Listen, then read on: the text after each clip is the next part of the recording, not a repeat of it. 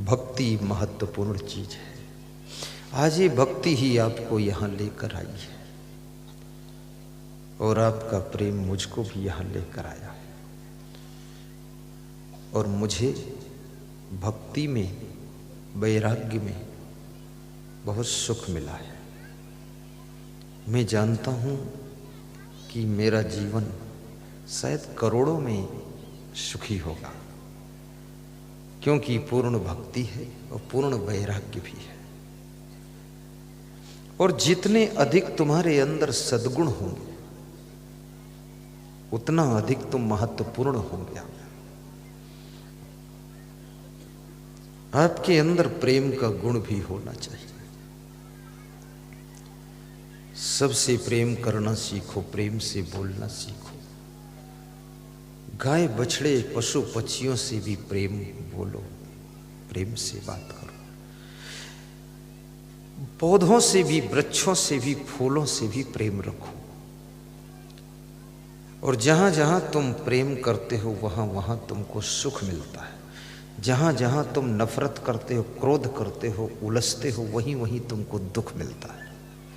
इसलिए श्री कृष्ण कहते हैं कि शक्नोति है यह सोढ़म प्राक शरीर विमोक्षणात् काम क्रोधोद्भवम वेगम सह युक्ता स सुखी नरा नास्ति बुद्धि अयुक्तस्य न च अयुक्तस्य भावना न च अभावयतः शांति अशांतस्य कुतः सुखम विहाय कामान्यः सर्वान् पुमांश्रत निस्पृहा निर्ममो निरहंकारा शांतिम अधिगच्छति श्रद्धवा लभते ज्ञानम तत्परा संयतेन्द्रिया ज्ञानम लब्ध्वा पराम शांतिम अचिरेण अधिगच्छति युक्ताहार विहारस्य युक्त चेष्टस्य कर्मसु युक्त स्वप्नौ बोधस्य योगो भवत् दुःखः यम हीन व्यथन्ति एतहि पुरुषम पुरुषर्षभम सम दुख सुखम धीरम सा अमृतत्वहि कल्पते। ये श्रीमद् भगवत के गीता के सभी अध्यायों के सुख शांति वाले श्लोक छांट कर सुना दिया एक जगह। आप तो क्या अर्थ है? कृष्ण कहते हैं जो अपने क्रोध के उठे हुए तूफान को कंट्रोल करने में समर्थ होता है। गुस्सा आती है ना कभी कभी, सभी को आती है। मन में होता टीवी पटक दूं, गाड़ी में 2 लात मार दूं, पत्नी के बाल नोच डालूं, पति के ऊपर चूल्हे की आग फेंक दूं। इतना दिमाग खराब हो जाता है। कभी कभी होता, रोज नहीं होता है, कभी कभी।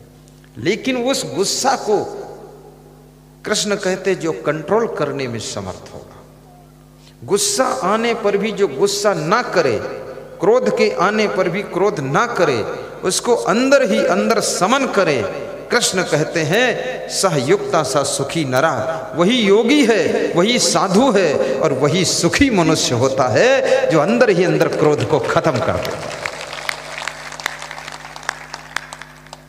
कभी आपका मन अपने पिताजी से नाराज हो जाए, फिर भी अंदर ही अंदर उनको पता नहीं चलना चाहिए कि नाराज है। बस मन मन में ही समझा दीजिए, मन को विचार कर लीजिए। एक बूढ़े बाप ने अपने बेटे से पूछा, उसकी नजर कम हो गई थी, पूछा ये कौन है? तो बेटे ने कहा ये दोस्त लोग हैं। फिर थोड़ी देर बाद पूछा, स्मरण कम था, भूल जाता था, बोले ये कौन लोग हैं? बोले ये अपने दोस्त लोग हैं। तीसरी बार फिर पूछा ये सब कौन लोग आए हैं? अरे बोले 2 बार बता दिया, तुम सुनते नहीं, दोस्त हैं और कौन लोग। तो पिता हंसा और बोला कि बेटे धिक्कार है तुझे, जब तू छोटा था मैं तेरी अंगुली पकड़कर चलाता था, तब तू मुझसे पूछता था ये चिड़िया कौन है, तो मैं बोलता था ये कौवा है। तो 1 मिनट बाद फिर पूछता था ये कौन है पंछी, तो मैं कहता था कौवा है। तो फिर पूछता था ये क्या है, बोले कौवा है। मैं 20 बार तेरे को कौवा कौवा बताता था, नाराज नहीं होता था। और मैंने 3 बार पूछ लिया ये कौन है, इतने में तू इतना गर्म हो गया, हद हो गई तुझको। कम से कम बचपन में मैंने तुझको 20 बार बताया था, अब तू जवान है, मैं बूढ़ा हूं, अब तू कम से कम 10 बार तो मुझको बताने की धैर्य रख, इतना जल्दी गर्म क्यों होता है। एक राजा का दरबार लगा हुआ था। उस दरबार में एक हीरा का व्यापारी आ गया, हीरा बेचने वाला सौदागर। इसमें कितने लोगों ने हीरा देखा है, हाथ उठाइए जरा। कोई नहीं।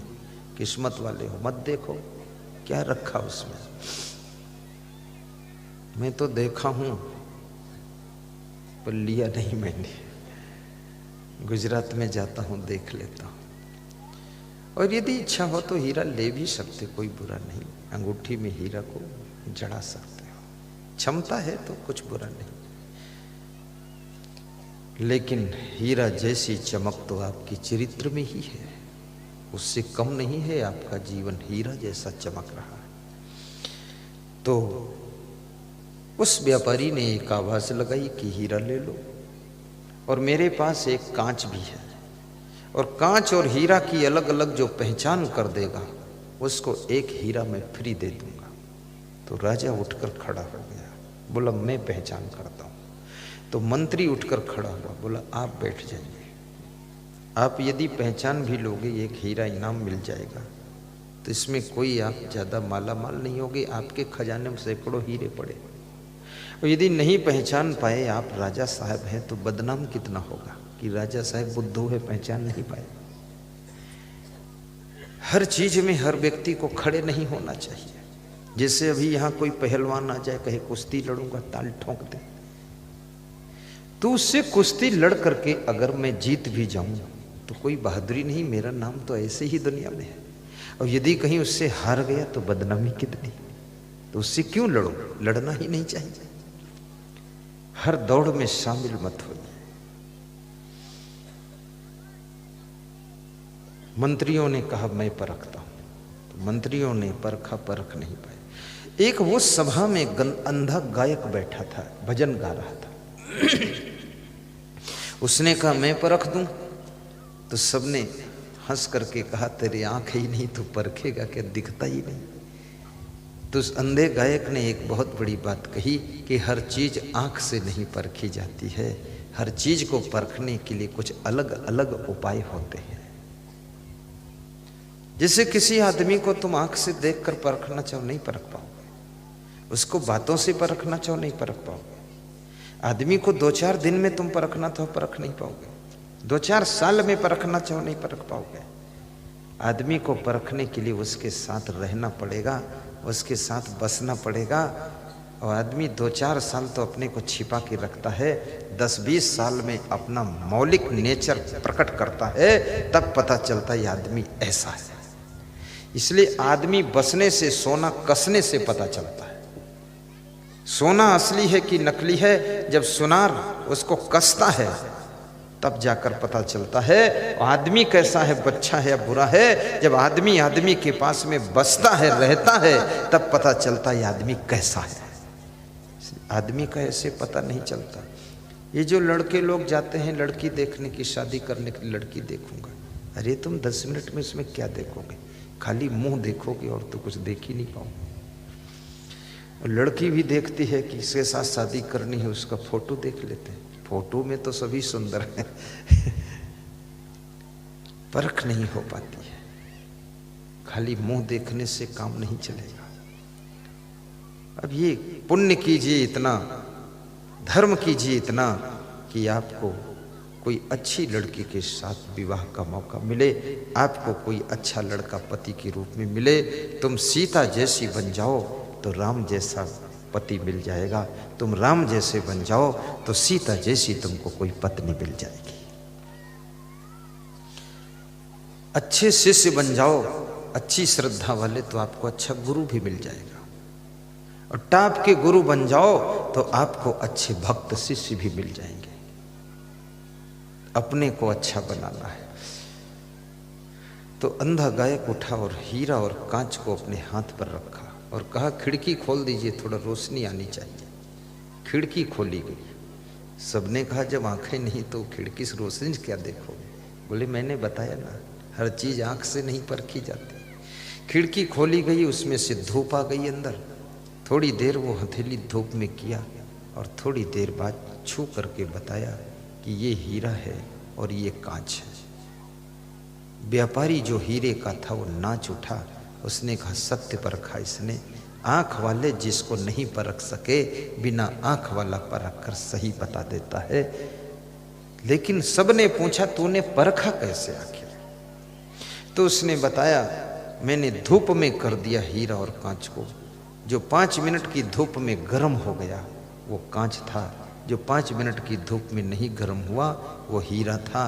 याद रखना, दुनिया में जो लोग छोटी छोटी बात में जल्दी जल्दी गर्म होते हैं वे सब कांच हैं, टूटने वाले हैं, बिखरने वाले हैं। और जो कभी गर्म नहीं होते हैं जल्दी, वे सब हीरा होते हैं और हीरा की तरह चमकते हैं।